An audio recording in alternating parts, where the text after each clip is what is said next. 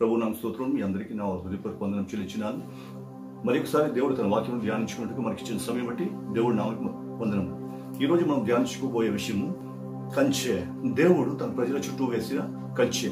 దేవుడు తన ప్రజల చుట్టూ కంచె వేస్తుంటారు. ఈ కంచె ఏంటంటే దుష్టుడు తన ప్రజలను ముట్టకుండా, దుష్టుడు తన ప్రజల పట్ల కార్యములు జరిగించకుండా, దేవుడు తన ప్రజలకు కలిగించిన ఈవులను, దేవుడు తన ప్రజలకు ఏర్పాటు చేసిన దీవెనలు, ఆశీర్వాదములు దుష్టుడు ఎత్తుకొని పోకూడనట్లు దేవుడు తన ప్రజల చుట్టూ వేసే కంచె.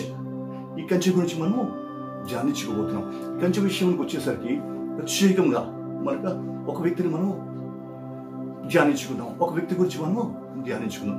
ఎవరు ఆ వ్యక్తి అంటే బైబిల్ అంతట్లో ప్రాముఖ్యత సంతరించుకున్న వ్యక్తులలో ఒక యోబు.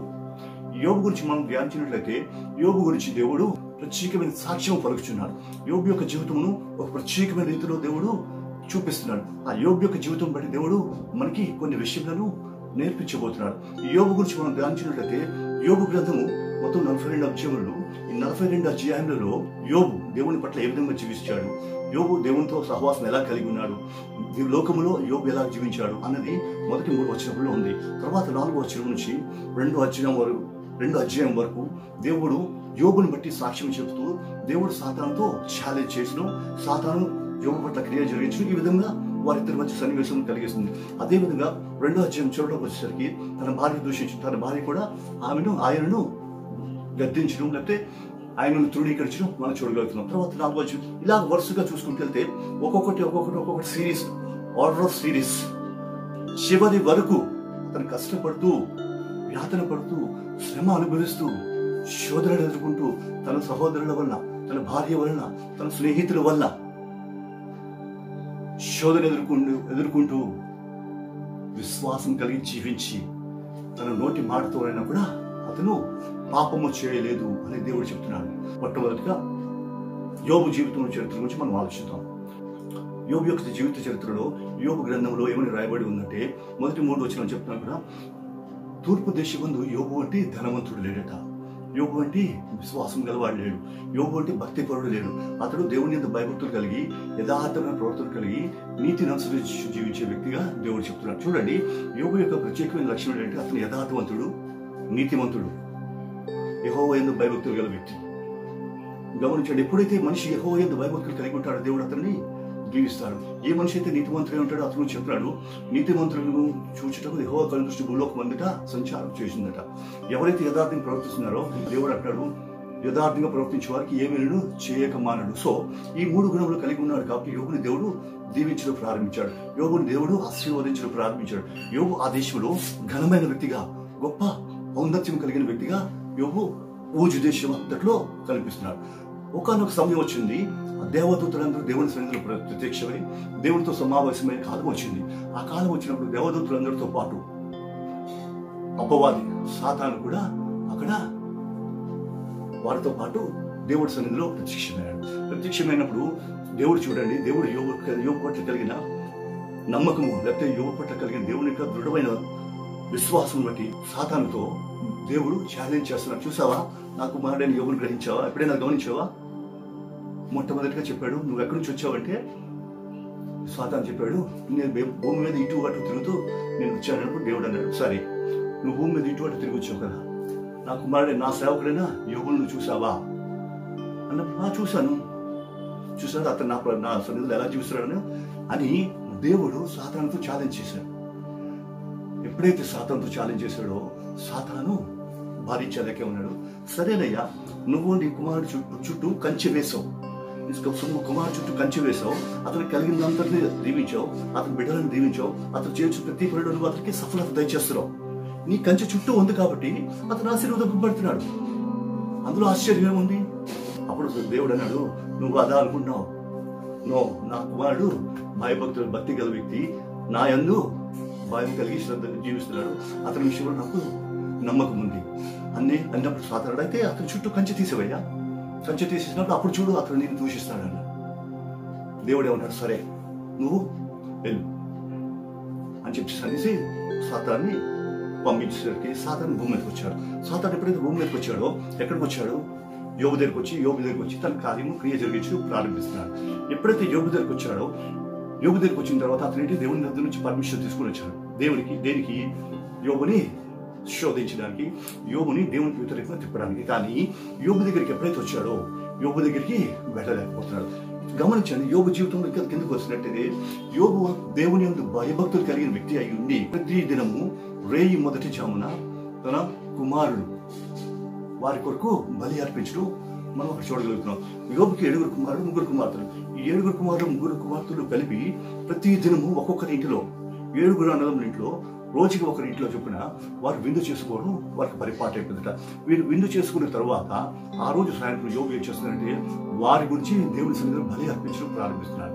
ఎందుకు బలి అర్పిస్తున్నారంటే, దేవా ఈ రోజు నా పిల్లలందరూ సమావేశమే విందువు చేసుకున్నారు. ఈ విందులో ఒకవేళ పొరపాటుగా వారు నీకు వ్యతిరేకంగా లేకపోతే పాపం చేశారేమో, కాబట్టి వారి పాపమును పరిహరించు అని వీరి పక్షంగా అతను బలి అర్పించడం మనం చూస్తున్నాం. ఎప్పుడైతే బలి అర్పింపబడుతుందో ఈ బలిని బట్టి వారి పాపములు పరిహరింపబడుతున్నాయి. ఇది యోబు జీవితంలో జరుగుతున్న క్రియ. ఈ క్రియను బట్టి ఏంటంటే యోబు జీవితంలో దేవుడు కంచి వేసి యోబును కాపాడడం మనం చూడగలుగుతున్నాం. ఎప్పుడైతే బలి అర్పిస్తున్నాడో బలిని బట్టి బిడ్డల యొక్క పాపములు పరిహరింపబడుతున్నాయి. గమనించండి, ఇక్కడ బలి అతను చేస్తున్నాడు కాబట్టి బలి రక్తము అతని కుటుంబమును కాపాడుతుంది. ఈ బలి రక్తం గురించి దేవుడు ఏం చెప్తాడు, రక్తము దేహమునకు ప్రాణము. ఆ రక్తము ప్రధాన యాజకుడు తీసుకొని అతి పరిశుద్ధ స్థలములోకి వెళ్ళి ఈ రక్తము బలిపీఠ కొమ్ములకు చెమిరినప్పుడు ఏంటంటే అది వారికి పాపము పరిహారం అవుతుంది. సో ఇశ్రాయేలుకి దేవుడు ఏమని కట్టడి నియమించాడంటే, ఎవరైనా పాపములు చేసి పాపం పరిహరింపబడాలి అనుకున్నప్పుడు ఏంటంటే మీరు ఒక మేకనో దూడనో లేక గొర్రెను తీసుకుని వచ్చి దేవుడి సన్నిధిలో బలిపీఠం బలి అర్పించి ఆ బలి రక్తమును ప్రధాన యాజకుడు తీసుకొని అతి పరిశుద్ధ స్థలంలో ప్రవేశించి అక్కడ దాని కొమ్ములను చెమరాలి. చెమిరినప్పుడు వారి పాపములు పరిహరింపబడతాయి. పాపము చేసిన వ్యక్తి పాప పరిహారార్థ బలిగా ఒక కోడె దూడను లేక ఒక గొర్రెను లేక ఒక మేకను తీసుకుని వచ్చి బలిపీఠం మీద బలి అర్పించాలి. బలి అర్పించిన తర్వాత ఈ బలి రక్తము బలిపీఠపు కొమ్ములకు చెమరాలి. గొర్రె పిల్ల యొక్క ప్రాణమైన ఆ రక్తము ఆ బలిపీఠ కొమ్ములకు చెమరబడినప్పుడు ఏంటవుతుంటే ఏ వ్యక్తి అయితే బలిచ్చాడో ఆ వ్యక్తి యొక్క పాపములు పరిహరింపబడ్డాయి. చూడండి, ఒక బలి పశువును బట్టి ఆ బలి పశువు యొక్క రక్తం బట్టి ఆ వ్యక్తి యొక్క పాపములు క్షమింపబడ్డాయి. ఇక్కడ యోబు పిల్లలకు జరుగుతుంది ఏంటంటే వారి కోసం అతను బలి అర్పించడం వల్ల ఈ బలి పశువు యొక్క రక్తం వలన వారి పాపములు పరిహరింపబడుతున్నాయి. ఎప్పుడైతే పరిహరింపబడ్డాయో వారు దేవుని యొక్క సన్నిధిలో దేవుని యొక్క కంచెలో వారు భద్రముగా ఉన్నారు. దేవుడు వేసిన కంచె. సో ఇప్పుడు సాధారణ దేవుని యొద్ద నుంచి పర్మిషన్ తీసుకుని వచ్చాడు. ఏం చేయాలి? దీనికి యోబుని శోధించాలి, లేకపోతే యోబుని నాశనం చేయాలి, యోబుని దేవుడి సన్నిధిలోంచి దూరపరచాలి. సాతాను ఉద్దేశం. కానీ ఎప్పుడైతే ఈ కంచె అతని చుట్టూ ఉందో సాతాను ఏం చేస్తున్నాడు?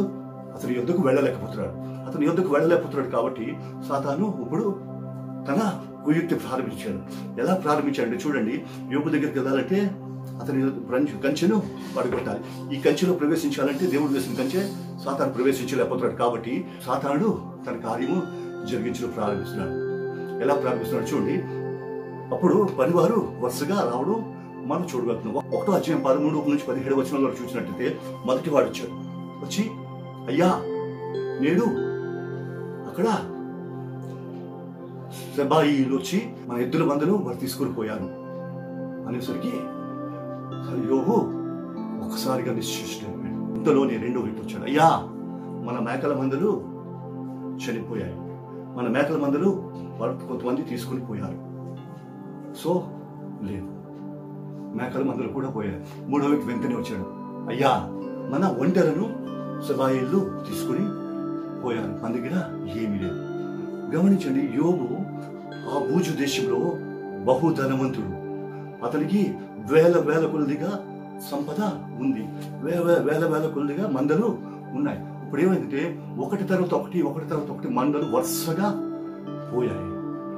ఎప్పుడైతే మందలు వరుసగా పోయాయో తర్వాత సాతాను తన కార్యము జరిగించాడు. ఎలా జరిగించాడంటే వెంటనే ఆ తర్వాత వచ్చాడు. తర్వాత పనివాడు వచ్చి అన్నాడు, అయ్యా నీ బిడ్డలు వారి సహోదరి ఇంట్లో విందు చేసుకుని చూడగా పెద్ద గాలి వచ్చి సుడిగాలి వచ్చి ఆ ఇల్లును పట్టింది.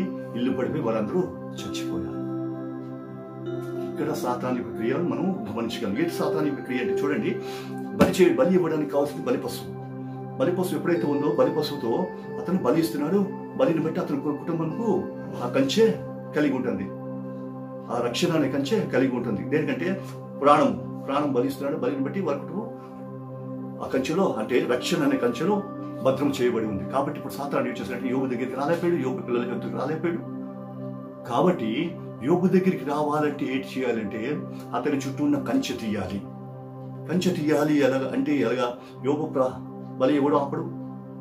కాబట్టి బలి ఇవ్వడం ఆపడానికి మొట్టమొదటి అడుగు వేశాడు. మొట్టమొదటి అడుగు ఏంటంటే తన ఎద్దులను కొట్టేశాడు, తన ఎద్దులను దొంగలించాడు. వెంటనే మళ్ళా ఆలస్యం చేయకుండా తన గొర్రె మేక మందలను ఎత్తేశాడు. ఎప్పుడైతే ఇది ఎత్తేసాడో యోబు దగ్గర బలి ఇవ్వడానికి ఏమీ ఇంకా బలి పశువు లేదు. కాబట్టి ఎప్పుడైతే బలి పశువు లేదో యోబు ఇంటిలో బలి ఆగిపోయింది. చూడండి, సాతాను యొక్క కుయుక్తి. యోబు ఇంటిలో బలి ఆగిపోయింది. కావాల్సింది అదే కదా, సాతానుడికి కావాల్సింది యోబు బలి ఆగిపోవాలి. ఎప్పుడైతే బలి ఆగిపోయిందో సాతాను గృహంలో, యోబు గృహంలో ప్రవేశించడానికి సాతానికి అవకాశం కలిగింది. అప్పుడు వెంటనే సాతాను యోబు ఇంటిలో ప్రవేశించాడు. యోబు అమితంగా ప్రేమిస్తున్న తన పిల్లల యొద్దకు వెళ్ళి పిల్లలను హతమార్చేశాడు. చూడండి, యోబు ఎప్పుడైతే బలి ఆగిపోయిందో ఆత్మీయంగా చాలా కృంగిపోయిన వ్యక్తి, ఆత్మీయంగా నిర్చిల్లిపోయాడు. అయ్యో, నేను నిత్యం జరిగిస్తున్న బలి నేను జరిగించబోతున్నాను, దేవునికి సన్నిధిని, దేవునికి సహవాసం నేను కోల్పోయాను అని బాధపడుచుండగానే వెంటనే ప్రాణానికి ప్రాణంగా ప్రేమిస్తున్న పిల్లలకి మరణం వార్త విన్నాడు. చూడండి, ఆత్మీయంగా కృంగిపోయాడు ఆల్రెడీ. వెంటనే మనోవ్యాధులకు గురయ్యాడు. ఎప్పుడైతే సాతాను ప్రవేశించాడో వెంటనే ఆత్మీయ స్థితిలోంచి దిగిజారిపోయి మనోవేదనకి గురి అయిపోయాడు. సాతాను ఏం చేశాడంటే ఇప్పుడు యోబు దగ్గరకు వచ్చి యోబుని ఈ విధంగా శోధించాడు. తర్వాత ఏం చేశాడు, తన పిల్లల్ని మరణానికి గురి చేశాడు. అప్పుడు మరి ఒకసారి దేవుడి సన్నిధిలో ప్రత్యక్షపడడానికి మళ్ళా సమయం వచ్చింది. మళ్ళా దేవదూతలు సాతాను వెళ్ళి దేవుడి సన్నిధిలో నిలబడినప్పుడు మళ్ళా దేవుడికి, చూసావా నా యోబుని గురించి అన్నాం కదా, ఏం చేసావు, ఏం జరిగింది అంటే, అది కాదు దేవుడా, ఈసారి యోబు శరీరం టచ్ చేయడానికి అవకాశం నేను అతని సంగతి చూసిన అతని నోటితోనే అతను నిన్ను దూషించేలా నేను చేస్తాను అన్నాడు. దేవుడు అన్నాడు, సరే చేసుకో, కానీ అతను ప్రాణం ముట్టుకోకూడదని ప్రాణం మీద ఛాన్స్ ఇవ్వకుండా సాతాన్ని పంపించాడు. సాతాను వచ్చాడు. ఇప్పుడు ఏం చేశాడు, యోబు యొక్క శరీరాన్ని ముట్టాడు. యోబు యొక్క శరీరం ఎప్పుడైతే ముట్టాడో చూడండి, యోబు శరీరం అంతా కురుపులైపోయింది. యోబు శరీరం అంతా, దేహం అంతా పుళ్ళతో నిండిపోయింది. ఇప్పుడు యోబుకి ఇంటిలో నివాసం లేదు, సహవాసం లేదు. యోబు యొక్క కుటుంబంలో అతనికి సహవాసం లేదు, కుటుంబంలో అతనికి స్థానం లేదు. ఎటువంటి ఉన్నతమైన స్థితిలో ఉన్న వ్యక్తి ఎటువంటి హీనమైన స్థితిలో దిగజారిపోయాడు ఒకసారి మనం ఆలోచిద్దాం. దేనిని బట్టి జరిగిందంటే దేవుడు సాతానుతో పెట్టుకుని ఛాలెంజ్, మధ్యలో యోబు నిర్దోషి, కానీ దేవుడు సాతానుతో పెట్టుకుని ఛాలెంజ్ బట్టి యోబు శ్రమలు అనిపిస్తున్నాడు. యోబు శ్రమలు అనిపిస్తున్నప్పుడు ఏమైందంటే తన భార్య వచ్చిన వెంటనే అప్పటికే ఆత్మీయంగా కృంగిపోయిన వ్యక్తి, తర్వాత వెంటనే మానసికంగా కృంగిపోయిన వ్యక్తి. ఇప్పుడు భార్య వచ్చి అంటాడు, అయ్యా ఇంత జరిగినా కూడా ఇంకా నువ్వు దేవుడు అని పట్టుకుని ఉంటావా, దేవుడు దూషించు, చనిపో, ఎందుకంటే చేయగలిగేది ఏమి లేనప్పుడు అన్నప్పుడు యోబు ఏమన్నాడు, మూర్ఖురాలు మాట్లాడినట్టు నువ్వు మాట్లాడకూడదు, ఎందుకంటే దేవుడు మనకి ఇచ్చాడని నేను మనం అనుభవించాం. ఈరోజు మళ్ళా దేవుడు తీసుకెళ్ళిపోయాడు, మనం దాని గురించి బాధపడవలసిన పని లేదు. ఆయన ఇచ్చాడు, ఆయన తీసుకెళ్ళిపోయాడు, అంతే. మన జీవితం మనం జీవిస్తాం అని అంటూ తన జీవితంలో ఏ మాటలో కూడా దేవుని దూషించినట్టు మనము చూడలేము. కారణం ఏంటంటే దేవుని యొక్క కంచె అనుభవం కలిగిన వ్యక్తి, దేవునికి సహవాసం అనుభవించిన వ్యక్తి. కాబట్టి తన వ్యక్తిగత జీవితంలో తన నోటిలో కూడా అతను పాపం చేయలేదు. ఇటువంటి పరిస్థితులు అతను ఆ స్థితిలో ఉంటుండగా అతని స్నేహితులు అతని గురించి తెలుసుకొని అతన్ని పరామర్శించడానికి వచ్చారు. పరామర్శించడానికి వచ్చిన వ్యక్తులు ఏం చేస్తారంటే యోబుతో ఇప్పుడు సంభాషణ పెట్టుకొని యోబుని దూషించడం ప్రారంభిస్తున్నారు. నువ్వేం పాపం చేసావో, నువ్వేం అతిక్రమం చేసావో, దేవుడికి విరోధంగా నువ్వు ఏ తప్పితం చేసావో, అందుకే దేవుడిని ఇలా ముట్టుతున్నాడు. గమనించండి, అతని పరిస్థితి ఒకసారి మనం ఆలోచించినట్లయితే భయంకరమైన స్థితిని అనుభవిస్తున్నాడు. ఆత్మీయంగా మూర్ఛిడిపోయిన స్థితిలో ఉన్నాడు, మనోవేదనతో బాధపడుతున్నాడు. భార్య వల్ల కూడా ఆదరణ లేదు సరి కదా, ఆమె వల్ల కూడా వేదన. ఇప్పుడు పరామర్శించడానికి వచ్చిన స్నేహితుల ద్వారా కూడా అతనికి శోధన, అతని జీవితము అంధకారం అయిపోయింది. స్థితిలో స్థిమితం లేదు, క్షేమం లేదు. ఎవరి నోటి నుంచి కూడా ఎటువంటి ఆదరణ మాటలు లేవు సరికదా. వచ్చిన స్నేహితుడు ఏం చేస్తారంటే అతన్ని దూషించి అతన్ని విమర్శించడం ప్రారంభించాడు. ఇంత విమర్శిస్తున్నప్పటికీ యోబు ఏం చేస్తాడంటే వారితో సమాధానం చెప్తూ వారితో వాదిస్తున్నాడు. కానీ ఎక్కడా ఏ మాటలో కూడా సాతానికి మరలా ఛాన్స్ ఇవ్వలేదు. అంటే దేవునికి విరోధంగా ఒక్క మాట కూడా మాట్లాడలేదు. దేవుడు ఇదంతా చూస్తున్నాడు. ఎక్కడా కూడా దేవుడు యోబు తన విశ్వాసము కోల్పోయినట్టుగా మనము గమనించలేము. కారణం ఏంటంటే అతను దేవుని యొక్క సన్నిధిని, దేవునికి సహవాసాన్ని అనుభవించిన వ్యక్తి, దేవుని యొక్క శక్తిని ఆశ్రయించిన వ్యక్తి. కాబట్టి అతను ఇన్ని శోధనలు అనిపిస్తున్నప్పటికీ అతను తన విశ్వాసమును కోల్పోలేదు. దేవుని సన్నిధిలో తన నిరీక్షణను పోగొట్టుకోలేదు. కారణం ఏంటంటే దేవుని శక్తిని అడిగిన వ్యక్తి, దేవుని యొక్క శక్తిని అనుభవించిన వ్యక్తి, దేవుని యొక్క దీవెనను అనుభవించిన వ్యక్తి. కాబట్టి ఎన్నడూ దేవుడి సన్నిధి నుంచి తొలగిపోలేదు.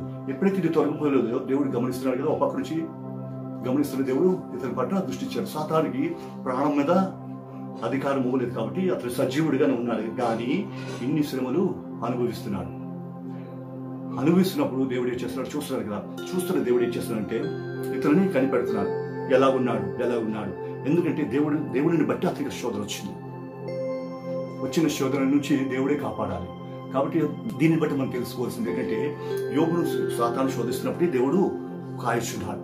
ఎందుకంటే ఇక్కడ ఉంది కదా శోధన, అందరికి వచ్చిన శోధనలు బట్టి మీకు శోధనలు వస్తాయి. ఎందుకంటే మీకు ఒక స్థాయికి లేకపోతే మీరు తట్టుకునే శక్తికి మించిన శోధనలు నేను మీకు ఇవ్వను, మీరు తట్టుకోగలిగిన శోధనలే ఇస్తున్నాను. అంటే ఇప్పుడు యోబుకి అంత శోధనలు వస్తున్నట్టే దాని అర్థం ఏంటంటే యోబు ఆ శోధనను సహించగలడు అని ఒక విశ్వాసం యోబు విషయంలో దేవుడికి ఉంది. కాబట్టి అతని శోధనలు అతనికి పర్మిట్ చేశాడు. సరే, ఇంత జరుగుతున్నప్పుడు ఎక్కడ కూడా యోబు తొట్టుపడలేదు, ఎక్కడ కూడా సాతానికి చోటు ఇవ్వలేదు, దేవుడి నామాన్ని అవమానించలేదు.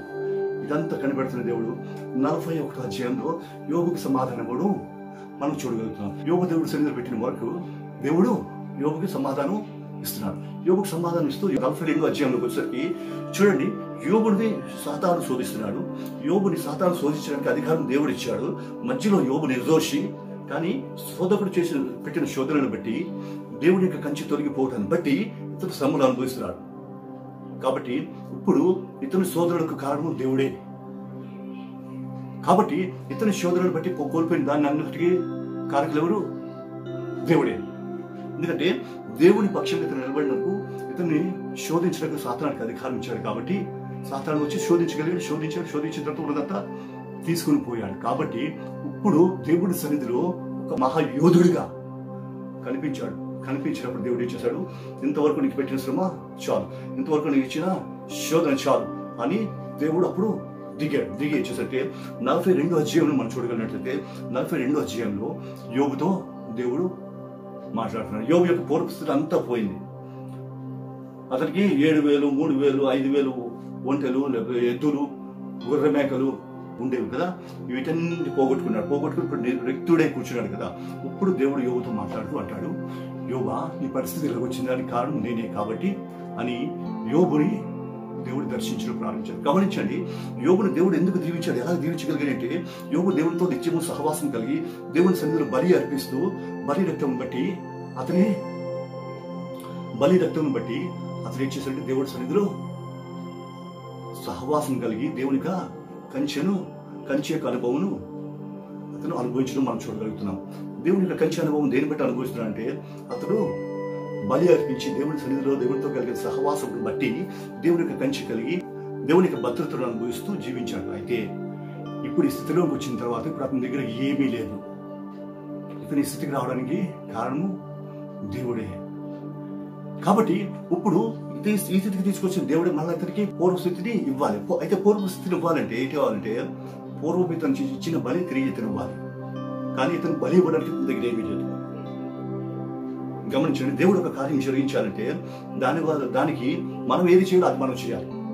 అప్పుడే దేవుడు తన కార్యం మన పట్ల జరిగించగలడు. ఇప్పుడు యోబు పరిస్థితి కూడా అదే. దేవుడు దీవించాలి, కానీ దీవించాలంటే బలి ప్రారంభం అవ్వాలి. దేవుని యొక్క కంచి మళ్ళా వేయాలంటే మళ్ళా యోబు దగ్గర నుంచి బలి ప్రారంభం అవ్వాలి. కానీ యోబు దగ్గర ఏమీ లేదు. ఇప్పుడు దేవుడు ఏం చేశాడంటే దేవుడు యోబుని గాయపరిచిన స్నేహితులున్నారే, ఆ స్నేహితులతో దేవుడు మాట్లాడటం మనము చూడగలుగుతాం. ఆ స్నేహితులతో దేవుడు ఏమని మాట్లాడుతున్నట్టే 42వ అధ్యాయం 7వ వచనం నుంచి 10వ వచనం వరకు మనం చూసినట్లయితే ఆ స్నేహితులను దేవుడు గద్దిస్తున్నాడు. మీరు బుద్ధి లేకుండా మాట్లాడి నీ స్నేహితుడైన వాడిని మీరు గాయపరిచారు, మీ స్నేహితుడైన వారిని మీరు బాధ పెట్టారు, మీరు పాపం చేశారు, మీరు దోషం చేశారు, మీరు దేవుని యొక్క ఉగ్రతకు గురి అయిపోయారు. కారణం ఏంటంటే పరిశుద్ధుడైన నా బిడ్డ అయిన వాడిని మీరు అవమానపరిచారు కాబట్టి మీరు ఇప్పుడు దోషులుగా నిలబడ్డారు. కాబట్టి మీరు మీ దోష నివృత్తి చేసుకోవాలి. అయితే మీ దోష నివృత్తి కావాలంటే అతనే మీ గురించి ప్రార్థన చేయాలి. అతనే మీ గురించి ప్రార్థన చేస్తే మీ దోషములు పరిహరింపబడతాయి, మీ పాపములు పరిహరింపబడతాయి. కాబట్టి మీరు ఏం చేస్తారంటే మీరు బలి పశువుని తీసుకొని బలిని తీసుకుని వెళ్ళి అతని చేత బలి అర్పించుకున్నప్పుడు మీ పాపములు నివృత్తి అయిపోతాయి అన్నప్పుడు ఆ స్నేహితులు వచ్చి ఏం చేస్తారంటే బలి పశువుని తీసుకొచ్చి అతని దగ్గర మోకాలుని ప్రార్థించి అయ్యా మా గురించి బలి అర్పించు, మా పాపములు క్షమింపబడాలన్నప్పుడు యోబు వారి గురించి బలి అర్పించి ప్రార్థన చేయడం ప్రారంభించారు. గమనించండి, ఇక్కడ దేవుడి యొక్క కార్యం కనిపిస్తుంది. యోబు విషయంలోకి వచ్చేసరికి యోబు బలి ఇవ్వాలి. బలి ఇవ్వడానికి అతని దగ్గర ఏమీ లేదు కాబట్టి దేవుడు చేసిన పని ఏంటంటే యోబుకి పూర్వస్థితి ఇవ్వాలి కాబట్టి, అంటే యోబు బలి ఇవ్వాలి కాబట్టి, బలి పశువు లేదు కాబట్టి యోబు చేత బలి ఇప్పించడానికి గాను తన శత్రువులను వాడుకున్నాడు, అంటే తన స్నేహితులను వాడుకున్నాడు. ఆ స్నేహితులు దీవింపబడాలి కాబట్టి వారి దీవుని కోసం దేవుడు యోబుని వాడుకున్నాడు. దేవుడు చేసే కార్యములు కంటికి కనబడవు, చెవికి వినబడవు, హృదయం అగోచరం అంటే ఇవే. చూడండి, ఇద్దరు వ్యక్తులు ఏ వ్యక్తులైతే అప్పటికప్పుడు పరస్పరంగా వ్యతిరేకంగా జీవించారో వారి మధ్యనే దేవుడు సంబంధం ఏర్పాటు చేశారు. ఎందుకంటే వారు క్షమింపబడాలి, ఇతని పూర్వస్థితి ఇతనికి రావాలి.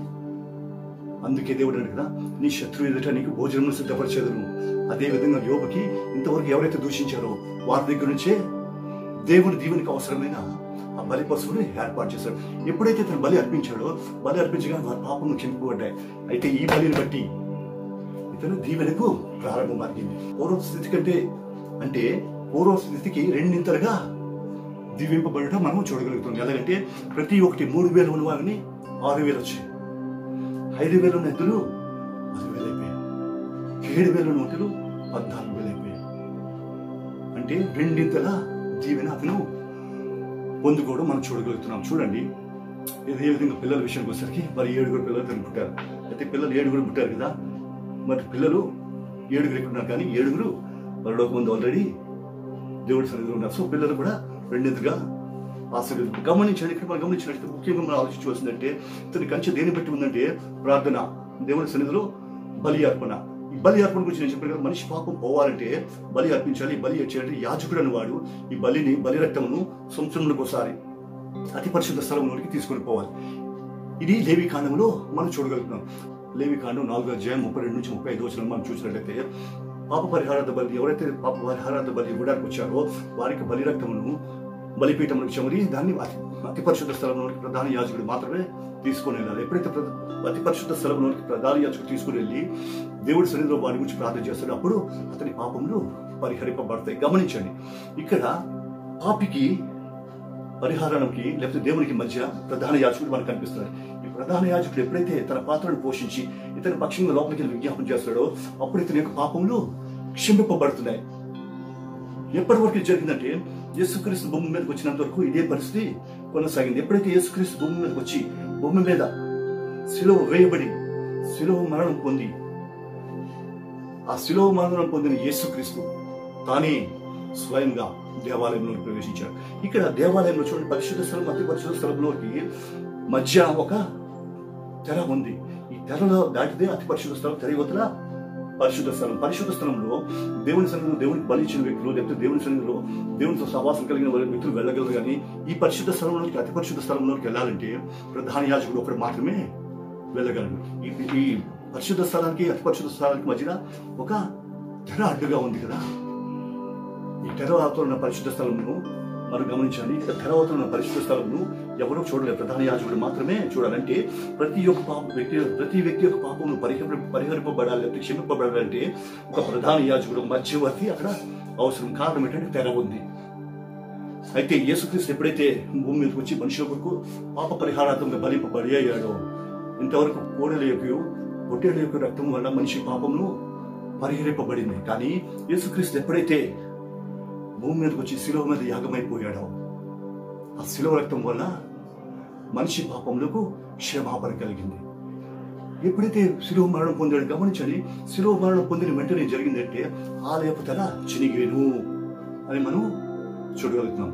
మత్తయి సువార్త 27:51 వచ్చిన చూసినట్లయితే ఆలయపు తెర చినిగేను మనం చూస్తాం. ఇక్కడ జరిగింది ఏంటంటే యేసుక్రీస్తు ఎప్పుడైతే చనిపోయాడు, చనిపోయినట్టును దేవాలయంలో ప్రవేశించి, దేవాలయం అతి పరిశుద్ధ స్థలంలో ప్రవేశించి అక్కడ దేవుని ఆత్మతో కలిసి దేవాలయంలో నుంచి తెరను మధ్యలో ఉన్న పరిశుద్ధ స్థలానికి అతి పరిశుద్ధ స్థలానికి మధ్యలో అడ్డుగా ఉన్న తెరను చింపేసి పరమునకు పోయాడు. అంటే దీని అర్థం ఏంటంటే దేవుని సన్నిధిలో అతి పరిశుద్ధ స్థలంలో ప్రవేశించడానికి అడ్డుగా ఉన్న ఆ తెరను దేవుడు తొలగించి నాటి నుంచి మనిషికి దేవుడితో డైరెక్ట్ సహవాసం ఏర్పాటు చేశాడు. కాబట్టి ఇప్పటి వరకు అడ్డుగా ఉన్న తెర, అవసరమైన ప్రధాన యాజకుని పరిస్థితి దేవుడు తొలగించాడు. ఎందుకంటే తానే ప్రధాన యాజకునిగా లోపలికి ప్రవేశించి తన ప్రజల పట్ల కార్యం జరిగించి నాటి నుంచి ప్రజలు తిన్నగా దేవుడితో డైరెక్ట్ గా సహవాసం చేయడానికి అవకాశం కలిగించాడు. ఎలాగంటే దేవుడు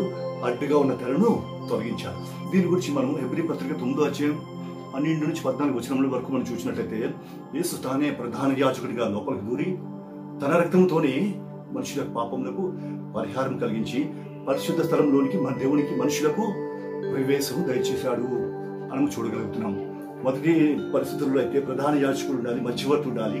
మధ్యవర్తి వచ్చి బలి పశువుని తీసుకొని, బలి పశువు యొక్క రక్తం తీసుకొని లోపలికి వెళ్ళాలి. కానీ యేసుక్రీస్తు ఏం చేశారంటే తనే బలి పశువుగా ఉండి బలి అయిపోయి మనుషుల పాపములకు పరిహారంగా బలి రక్తం చెందించి ఆ రక్తము తనే యాజకుడిగా తీసుకుని వెళ్ళి దేవుడి సన్నిధిలో మనిషి పాపం కొరకు దాన్ని సమర్పించి మనిషికి దేవుడికి మధ్య అడ్డుగా ఉన్న తెరను తొలగించేసి దేవుడి సన్నిధిలో మనిషి ప్రత్యక్షంగా ప్రార్థించడానికి, దేవుడితో తిన్నగా మాట్లాడడానికి మనిషికి యేసుక్రీస్తు దేవుడితో సహవాసాన్ని ఏర్పాటు చేశాడు. నాటి నుంచి బలిస్థానంలో ప్రార్థన ప్రారంభమైంది. ఆ రోజైతే యాజకుడు తీసుకుని వెళ్ళి మన పక్షంగా విజ్ఞాపన చేయాలి. కానీ ఈ రోజు ఏం చేశారంటే నువ్వు తిన్నగా నువ్వు మట్టుకు నువ్వుగా దేవుడి సన్నిధిలో ప్రార్థన చేసి దేవుడితో నువ్వు మాట్లాడవచ్చు. కాబట్టి ఆ రోజు కంచెగా ఉన్న ఆ బలి ఏంటంటే నేడు నీ యొక్క ప్రార్థనా స్థితి, నా యొక్క ప్రార్థనా స్థితి, మన ప్రార్థనా స్థితి మన ఇంటికి కంచె. మనం దేవుడి సన్నిధిలో ఎంత సహవాసం కలిగి ఉన్నామో, ఎంత ప్రార్థన చేస్తున్నామో, ఎంత బలమైన ఆత్మీయస్థితి కలిగి ఉన్నామో అదే మన ఇంటికి కంచె. ఎప్పటి వరకైతే ఈ కంచె ఉంటుందో సాతానుడు నీ యొద్దకు రాలేడు. ఈ కంచెను బట్టి దేవుడు నిన్ను ఆశీర్వదిస్తాడు, నిన్ను దీవిస్తాడు, నిన్ను కాపాడుతాడు, నీ కుటుంబమును కాపాడుతాడు, నీ కలిగిన సమస్తమును దేవుడు కాపాడుతాడు, నీ ఉద్యోగం కాపాడుతాడు, నీ ఆరోగ్యం కాపాడుతాడు. ఇక సమస్త క్రియలలో దేవుడికి సన్నిధిని సహవాసము నీకు ఉండాలి. ఎందుకంటే దేవుడి కంచె నీ చుట్టూ ఉంది. కానీ సాతానుడు ఏం చేస్తాడంటే ఈ కంచెనే తొలగించాలని సాతానుడు ప్రయత్నిస్తాడు. ఎందుకంటే ఒక వ్యక్తి సుఖంగాను, సౌఖ్యంగాను, క్షేమంగాను దేవుడి సన్నిధిలో దేవుడి మహిమాత్మక జీవించడం సాతానికి ఇష్టం లేదు. ఎప్పుడు మనిషిని నాశనం చేయాలి, మనిషిని పతనం చేయాలి, ఇది సాతాను యొక్క ఉద్దేశం. కాబట్టి నువ్వు దేవుని యొక్క కంచెని చుట్టూ ఉండడం సాతానికి ఇష్టం లేదు. కాబట్టి ఎప్పుడు కంచెని పడగొట్టాలని చూస్తాడు. ఈ కంచె ఏంటంటే మన ప్రార్థనా స్థితి. ఎంతవరకు నువ్వు ప్రార్థనా స్థితి కలిగి ఉంటావో, ఎంత బలమైన ప్రార్థనా స్థితి కలిగి ఉంటావో నీ కంచె అంత బలంగా ఉండి సాతానికి ప్రవేశించడానికి అవకాశం ఉండదు. కాబట్టి నీ ప్రార్థనా స్థితిని నువ్వు కాపాడుకోవాలి. అయితే సాతానుడు నిన్ను ఎలా బలహీనపరుస్తాడు, ఈ కంచెను తొలగించడానికి ఎలా ప్రయత్నిస్తాడంటే గమనించండి. ప్రార్థనా స్థితిలో, ప్రార్థనా జీవితంలో మనం ఎలా ఉన్నట్టే ఏకాగ్రత కలిగి దేవుని సన్నిధిలో స్థిరంగా, నిర్మలంగా దేవుడి సన్నిధిలో ప్రార్థించే అనుభవం మనకు కలిగి ఉండాలి. ప్రార్థనా జీవితం పడగొట్టాలని సాతానుడు ఏం చేస్తాడంటే ఆ సమయమునకే ఎవరో బంధువులు వచ్చేటట్టు చేస్తాడు. ఆ సమయమునకే నీకు ఆత్మీయులను సాతానుడు పంపిస్తాడు. ఆ సమయమునకే నీకు మరొక కార్యము గుర్తు చేస్తాడు. దానివల్ల ఏంటి జరుగుతుందంటే నీ ప్రార్థన డిస్టర్బ్ అవుతుంది, నీ ప్రార్థనకి అభ్యంతరం కలుగుతుంది. ఎప్పుడైతే ప్రార్థనకి అభ్యంతరం కలిగిందో దేవునికి సహవాసము బ్రేక్ అవుతుంది. అంటే దేవుని యొక్క సహవాసము అక్కడ తెగుతుంది. ఎప్పుడైతే తగ్గడం ప్రారంభించిందో సాతానుడు నీ గృహంలో, నీ ఇంటిలో, నీ వ్యక్తిగత జీవితంలో ప్రవేశించడానికి సాతానికి అవకాశము కలుగుతుంది. కాబట్టి ఎప్పుడైనా మనం గమనించాలి, సాతానుడు మన ఇంట్లో ప్రవేశించడానికి ముందు నీకు ప్రార్థనా స్థితి మీద దెబ్బ కొడతాడు. ఎప్పుడైతే నీ ప్రార్థనా స్థితి బలహీనమైందో, దేవుని సన్నిధిలో నీకు సహవాసము బలహీనపడిందో, దేవునితో నీకు సహవాసము బలహీనపడిందో, వెనుకబడిందో, దేవునితో మాట్లాడడం తగ్గిందో, సాతానుడు నీ మీద దాడి చేయడానికి సిద్ధపడుతుంటాడు. కాబట్టి ఎప్పుడైనా గమనించండి, మన ప్రార్థనా జీవితంలో, మన వ్యక్తిగత జీవితంలో, దేవుని సన్నిధిలో మనం గడిపే సమయంలో ఎప్పుడైనా అభ్యంతరంలో ఆటంకులు కలుగుతున్నాయంటే దాని అర్థం ఏంటంటే సాతానుడు నీ కంచెని జరపడానికి ప్రయత్నిస్తున్నాడు. కాబట్టి మరికొంచెం మెలకు కలిగి ప్రార్థించాలి. కొంతమందికి ప్రార్థనలోనే నిద్ర వస్తుంది. దీని అర్థం ఏంటంటే సాతానుడు తన కార్యమును ప్రారంభిస్తున్నాడు. సాతాను అట్టి విధమైన కార్యములు జరిగిస్తే దేవుడి సన్నిధిలో దేవునికి సహవాసం పడగొట్టాలని ప్రయత్నిస్తున్నాడు. ఒకవేళ దేవుడి సన్నిధిలో నీ కంచె తెగినట్లయితే జరగబోయేది ఏంటి చెప్పండి. నీ కంచె తెగినట్లయితే మొట్టమొదటిగా నీ ఆత్మీయ జీవితం పతనం అయిపోతుంది. నీకు ఆత్మీయ జీవితం ఎప్పుడైతే పతనం అయిపోయిందో దేవునికి సన్నిధిని దేవునికి సహవాసం కోల్పోతావు. ఎప్పుడైతే దేవునికి సహవాసం నువ్వు కోల్పోయావో వెంటనే సాతాను నీ గృహంలో వచ్చి కార్యం జరిగించడం ప్రారంభిస్తాడు. నీ భార్య పట్ల కార్యం జరిగిస్తాడు, నీ పిల్లల పట్ల కార్యం జరిగిస్తాడు, నీకు ఉద్యోగంలో కార్యం జరిగించడం ప్రారంభిస్తాడు. ఒకసారి సాతాను నీ గృహంలో అడుగు పెట్టాడు అంటే నీ జీవితము అస్తవ్యస్తం అయిపోతుంది. నీ జీవితంలో సుఖం ఉండదు, నీ జీవితంలో సమాధానం ఉండదు, నీ జీవితంలో క్షేమం ఉండదు. అయితే వీటన్నిటిని మనం జయించాలంటే మన ప్రార్థనా స్థితిని మనం కాపాడుకోవాలి. మన ప్రార్థనా స్థితిని మనం కాపాడుకోవాలంటే మనం ఏం చేయాలంటే మన ప్రార్థనకు ప్రత్యేకమైన సమయం మనం కేటాయించుకోగలగాలి. ప్రత్యేకమైన సమయం మనం కేటాయించుకోవాలంటే దీనికి ఒకటే మార్గం ఏంటంటే మనుష్యులతో సహవాసం లేని సమయం మనం పెట్టుకోగలగాలి. అంటే ఉదాహరణకి భక్తులు చేసే పని ఏంటంటే వేకువజాముని మనుషులు లేవకుండానే ఆ సమయంలో లేచి ప్రార్థన చేయడం ప్రారంభిస్తారు. అటువంటి సమయంలో జరిగించే ప్రార్థనకి దేవునికి సమాధానం ఉండాలి. అటువంటి సమయంలో జరిగించే ప్రార్థనకి ఎటువంటి అభ్యంతరములు ఆటంకములు ఉండవు. నువ్వు దేవునితో సత్సంబంధం కలిగి ఉంటావు కాబట్టి నీ ప్రార్థన కొనసాగుతుంది. అయినా అప్పటికి కూడా సాతానుడు శోధకుడు వచ్చి నిన్ను శోధించడం ప్రారంభిస్తాడు. ఎలాగంటే నిద్రమత్తు కలిగిస్తాడు. గమనించండి, ప్రార్థనలో నీకు నిద్రమత్తు కలుగుతుందంటే దాని అర్థం ఏంటంటే ప్రార్థనలో నువ్వు దిగజారుతున్నావు. సాతానుడు నీ మీద తన ప్రయోగం జరిగిస్తున్నాడు. కాబట్టి నువ్వు ఏం చేయాలంటే వెంటనే మెలకు కలిగి ఎప్పుడైతే ప్రార్థన నిద్ర వస్తుందో వెంటనే లేచి నిన్ను నువ్వు సర్దుకోవాలి. నాటి నుండి దినదినము నీ ప్రార్థనలో ఎప్పుడూ బలహీనపడకుండా నిద్ర రాకుండా దాన్ని జయించడానికి నువ్వు ప్రయాసపడాలి. ఎప్పుడైతే అటువంటి స్థితిని కలిగి ఉంటావో దేవుని యొక్క కంచెని చుట్టూ నుంచి తొలగిపోదు, సాతానుడు నీ ఇంటిలో ప్రవేశించలేడు. కాబట్టి గమనించండి, ఈరోజు మనం తెలుసుకునే విషయం ఏంటంటే దేవుడు వేసిన కంచె, ఆ కంచె మనకిచ్చే భద్రత. ఆ భద్రత నుంచి సాతానుడు మనలను ఎలాగ పడగొట్టాలి అని జరిగించే ప్రయత్నాలు. ఆ కంచె భద్రంగా మనం కాపాడుకున్నట్లయితే మనకు దీవెన, మన కుటుంబంలో దీవెన, మనం చేసే ప్రతి పనిలో దీవెన, మన బ్రతుకు దీవెనకరంగా ఉంటుంది. సాతాను శోధకుడు, తన పని శోధకుడే ఎప్పుడూ శోధిస్తుంటాడు. కానీ నీ విశ్వాసము, నీ భక్తిని నువ్వు కాపాడుకున్నట్లయితే నీ కంచె అన్నటికీ చెరిగిపోదు. నిత్యమైన దేవుని దీవెన నీకెప్పుడు ఉంటుంది. దేవునికి ఆశీర్వాదము ఐశ్వర్యమునిచ్చును కదా. దేవునికి ఆశీర్వాదమే అక్కడ ఐశ్వర్యమునిచ్చింది. ఊర్జ దేశమంతట్లో అంతటి గొప్పవాడు ఎవడో లేదు, అంతటి ధనవంతుడు ఎవడో లేడని దేవుడు చెప్పాడు కదా. అటువంటి దేవుడి సహవాసమే, అటువంటి దేవుని యొక్క కంచె నీ చుట్టూ ఉంటే నీకు కూడా ఐశ్వర్యం దేవుడిస్తాడు, నీకు కూడా దీవెనిస్తాడు, నీకు కూడా ఆశీర్వాదం ఇస్తాడు. కాబట్టి దేవుని యొక్క కంచెలో మనం జీవిస్తూ ఆ కంచెను మనం కాపాడుకుంటూ దేవునితో నిత్యమైన సహవాసం కలిగి ఉన్నట్లయితే మన ఆత్మీయస్థితి అంతకంతకు వర్ధిల్లి దేవుని యొక్క దీవెనలు పొందుకోవడానికి మనకు ఆస్కారం ఉంటుంది. కాబట్టి ప్రియ సహోదరుడా, ప్రియ సహోదరుడి, నేటి వాక్యం విన్న నీవు నేను ఏ స్థితిలో ఉన్నాము? మన ప్రార్థనా జీవితం ఎలా ఉంది? మన ప్రార్థనా జీవితం బలముగా ఉందా? సో మన కంచె బలంగా ఉంది. ఒకవేళ మన ప్రార్థనా జీవితంలో ఎక్కడైనా బలహీనంగా ఉందా? మన కంచె ఎక్కడో బలహీనపడుతుంది. దుష్టుడు ప్రవేశించడానికి అవకాశం వస్తుంది. గమనించండి, దుష్టుడు ఒకసారి ప్రవేశించడానికి నీ కుటుంబం పాడైపోతుంది, నీ వ్యక్తిగత జీవితం నాశనమైపోతుంది, దేవునితో నీకు సహవాసం, దేవునితో నీకు సంబంధము తెగిపోతుంది. ఒకసారి దేవునితో నీకు సహవాసం సంబంధం తెగిపోయిందంటే నీ బ్రతుకు దౌర్భాగ్య స్థితిలోకి దిగజారిపోతుంది. గమనించుకుందాం, మన స్థితిని మనం సరిచేసుకుందాం. ఏ స్థితిలో బలహీనంగా ఉన్నామో ఆ స్థితిని లేచి చక్కబరుచుకున్నట్లయితే దేవుడు మనలను మరలా పూర్వ స్థితిలోనికి తీసుకురావాలని దేవుడు ఎదురు చూస్తున్నాడు. ప్రియ సహోదరుడా, గమనించండి, దేవుని సన్నిధిని, దేవుని సహవాసం నిత్యము కాపాడుకుంటూ దేవుడు మన చుట్టూ వేసిన కంచెని మనము కాపాడుకుంటూ దేవుని సన్నిధిలో యోబు ఏ విధంగా అయితే సాక్ష్యం పొందడం, అటువంటి సాక్షి జీవితం మనము కలిగి ఉండి దేవునికి దీవెనలు పొందుకొని ఆశీర్వాదింపబడి మనము మన కుటుంబము కట్టబడి దేవుడి సన్నిధిలో ఇక్కడ వర్ధిల్లి అభివృద్ధి పొంది అనేకులకు దీవెనకరంగా ఆశీర్వాదకరంగా ఉండాలని కోరుచు ఈ నా మాటలు ముగిస్తున్నాను. దేవుడి కొద్ది మాటలు మనందరి వినికిడిలో ఫలింపజేయను గాక. ఆమేన్. ప్రార్థన